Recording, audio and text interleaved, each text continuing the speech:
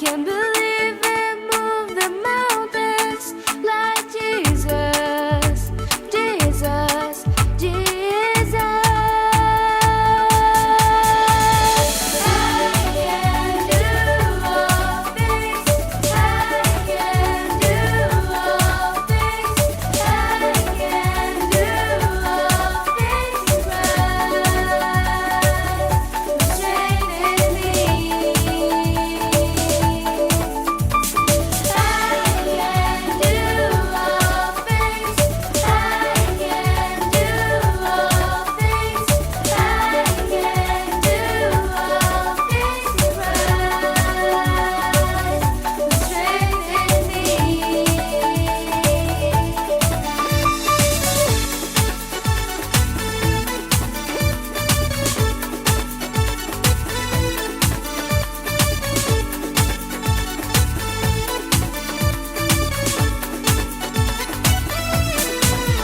When I wake in the morning, all I want is to be like Jesus,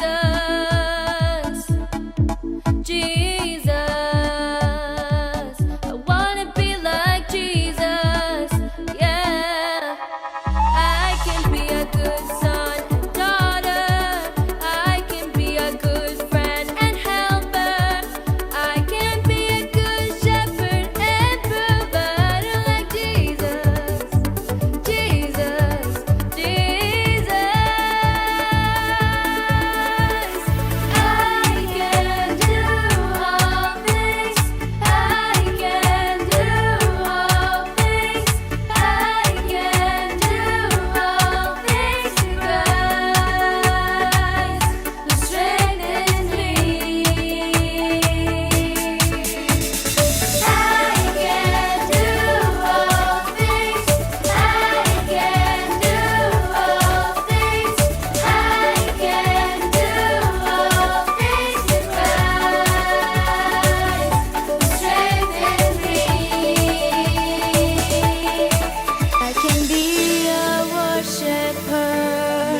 I can sing and be a dancer in the spirit of rejoice.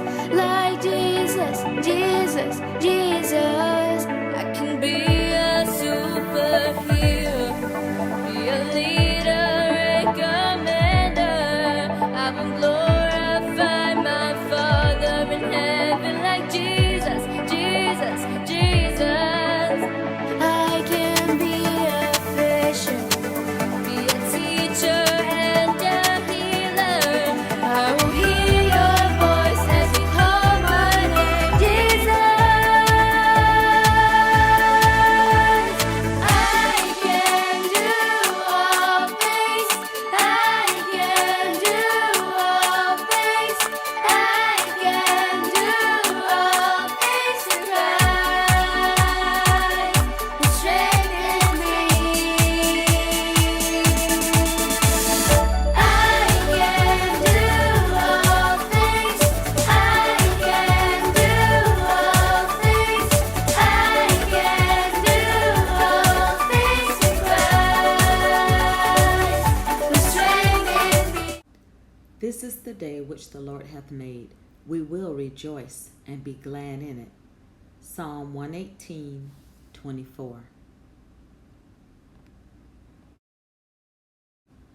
The lesson title, God Calls Gideon. The lesson text, Judges chapter 6, verses 11 through 24. The time period, 1191 BC. And the place, Ophrah. The lesson aim is to show that God chose Gideon to deliver his people from the oppression of the Midianites. So here we are again. Israel was disobedient and continued the cyclical nature from our previous lesson last week. That leads us to the call of Gideon. During Israel's continued defiance, they required yet another judge, another deliverer. So now Gideon was a part of a family that participated in and supported Baal worship. His father was Joash, and he actually was a caretaker of the Baal shrine. He was a Abiezrite, and this means that he was a descendant of Joseph's son Manasseh. Moving forward, Gideon was approached by an angel, which was said to be a pre-incarnate appearance of the Lord while he was threshing wheat. And the angel referred to Gideon as a mighty man of valor. And this definitely appeared to be something that was contradicting to Gideon's nature. For goodness sake, he was actually hiding out when the angel approached him. He was hiding out from the Midianites in the wine press while threshing the wheat. And as God was calling upon him to deliver or prepare to deliver Israel from the Midianites, Gideon struggled accepting what God was doing. And he felt that he was an inconsequential person in his tribe. Henceforth, he made excuses not to move forward with the task God placed before him. He didn't see himself in the manner in which the Lord saw him. Much like we are, we tend to doubt ourselves or doubt what God would have us to do instead of just trusting God and allowing His strength to be made known in our weakness. So Gideon was having a pity party, pretty much, and he even thought that God had forsaken his people. And the angel commanded Gideon again to go forth and do what God instructed him to do, which was to deliver Israel. And he was assured of victory in the end. So there was nothing to worry about. Nevertheless, he still failed to be convinced.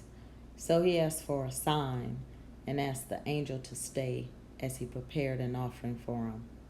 Now, normally angels are around long enough in Scripture to deliver a message only. But in this situation, the angel delayed his departure. Was this due to the angel really being the pre-incarnate Son of God? I think so. And at this point, Gideon prepares a sacrifice for his heavenly visitor. And he took the meal to the angel underneath the oak tree. And the angel instructed him to place it on a rock. And a fire came out from the rock and consumed it. It was a sign of acceptance.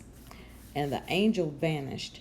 And at that moment, Gideon definitely was fully aware of the call and that he was in the presence of a divine messenger, which was equivalent to being before God. And as we know, God told Moses, "There shall be no man that see me and live." So it brought a state of consternation to Gideon after what he interpreted to be an ominous sign. However, the Lord made it clear to him that his life would be preserved. And in spite of Gideon's doubts, he would be greatly used to defeat the Midianites. His sacrifice represented a renewed commitment, and he received the promise of peace from the Lord. So it was only befitting that he named the altar Jehovah Shalom, meaning the Lord is peace. The story of Gideon is a beautiful and powerful story of God's love at its core. The Lord met Gideon right where he was and became his strength in weakness, just as he did for each one of us. Remember, we can do all things through Christ who strengthens us. I love you. Be blessed.